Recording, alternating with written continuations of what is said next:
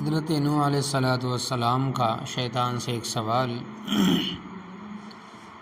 کہتے ہیں کہ شیطان کے مختلف حربے ہیں جن سے وہ بہکاتا ہے۔ یہاں یاد آیا کہ حضرت سیدنا نوح علیہ السلام طوفان کے موقع پر جب سفینے میں سوار تھے، کشتی میں سوار تھے، تو وہاں پر اچانک ان کو شیطان نظر آیا۔ انہوں نے کہا کہ تو یہاں بھی پہنچ گیا، اب میں تجھے نہیں چھوڑوں گا جب تک کہ تیرا راز نہ معلوم کر لوں۔ تو اس کو حضرت نوح علیہ السلام نے پکڑ لیا اور فرمایا کہ تیرا راز مجھ کو بتا کہ تو گمراہ جو کرتا ہے وہ کس راستے سے کرتا ہے۔ تو اس نے کہا کہ 5 باتیں ہیں، لیکن 5 میں سے میں آپ کو 3 بتاتا ہوں، 2 نہیں بتاتا۔ حضرت نوح علیہ السلام کو اللہ تبارک و تعالیٰ کی طرف سے وحی آئی کہ اس مردود سے کہو کہ ہمیں ان 3 کی ضرورت نہیں ہے، وہ 2 ہی ہم کو بتا دے، اس لیے کہ اصل تو وہی ہے راز۔ تو حضرت سیدنا نوح علیہ السلام نے کہا کہ مجھے ان 3 حربوں کی ضرورت نہیں، وہ 2 بتا جو تو نہیں بتانا چاہتا۔ تو وہ مجبور ہو گیا اور کہنے لگا کہ وہ 2 باتیں جس سے میں لوگوں کو گمراہ کرتا ہوں اور آپ کو بتانا نہیں چاہتا تھا، وہ آپ سن لیجئے۔ 1 حسد اور 1 حرص۔ نمبر 1 حسد اور نمبر 2 حرص۔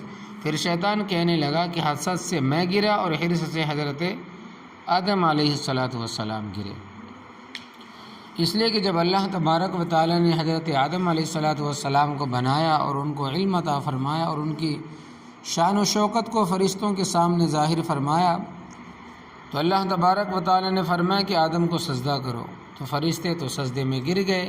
ابلیس کو تکبر نے روکا، تکبر کے بعد حسد پیدا ہوا۔ حسد اس لیے پیدا ہوا کہ ان کی وجہ سے میں اللہ تبارک و تعالیٰ کی نگاہ میں گر گیا ہوں، اب کسی نہ کسی طرح ان کو بھی گرانا ہے۔ یہ ہے حسد۔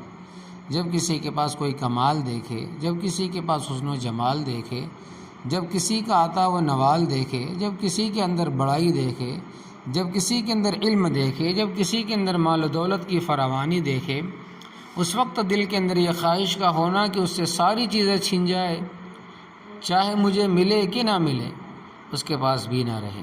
یہ ہے حسد کی بیماری۔ یہ حسد اللہ تبارک و تعالیٰ کی نگاہ میں بہت بری چیز ہے۔ شیطان نے سوچا کہ اللہ تبارک و تعالیٰ نے ان کو اتنا اونچا بنایا ہے، ان کو بھی گراؤں گا، میں جیسے گر گیا ان کو بھی گراؤں گا۔ اس کے بعد اس حسد میں مبتلا ہو کر وہ فکر میں رہا کس طرح ان کو میں ذلیل و خوار کرنے میں کامیاب ہو جاؤں۔ یہ ہے حسد جس کی وجہ سے شیطان گمراہ ہوا، اور حضرت آدم علیہ السلام کو جس درخت سے منع کیا گیا تھا جا کر اس کو کھا لیا تھا، اس لیے کہ شیطان نے قسم کھا کر ان سے کہا تھا کہ میں آپ کو اللہ تبارک و تعالیٰ کی قسم دے کر کہتا ہوں کہ اس درخت کو کھانے کا اتنا بڑا فائدہ ہے، اتنا بڑا فائدہ ہے، اور فائدہ یہ ہے کہ آپ اس کو کھا لیں گے تو کبھی نہیں مریں گے، ہمیشہ زندہ رہیں گے۔ انہوں نے کہا کہ بہت اچھا، کھا لیں گے، تو حرص میں آ کر کھا گئے۔ اس کو شیطان نے کہا کہ حسد نے مجھے تباہ کیا اور حرص کی بیماری نے حضرت آدم علیہ السلام کو گرا کر رکھ دیا۔